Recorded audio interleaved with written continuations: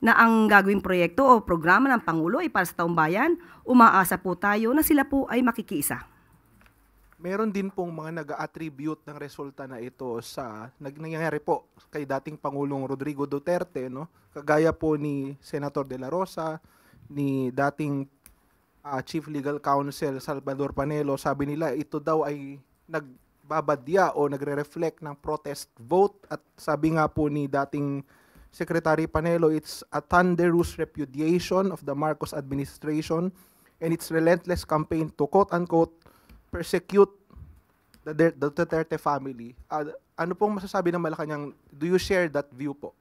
Yan lang po ang gusto nilang gawing naratibo. Unang-una po, kung may dapat managot, at ito naman po ay naaayon sa batas, dapat po managot.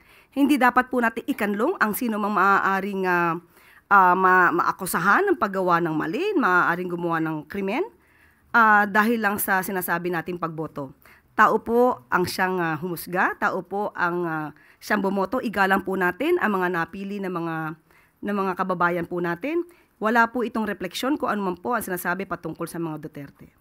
6 out of 12. Overall po ba, masasabi po bang satisfied ang Pangulo sa naging resulta ng senatorial polls, or at least yung emerging na resulta ng senatorial polls? Satisfied po ang Pangulo dahil nalaman po natin na ang iba pang mga naboto ay mayroon sariling dignidad, may sariling paniniwala, at ang karamihan po doon ay para sa bayan at hindi para sa ibang bansa.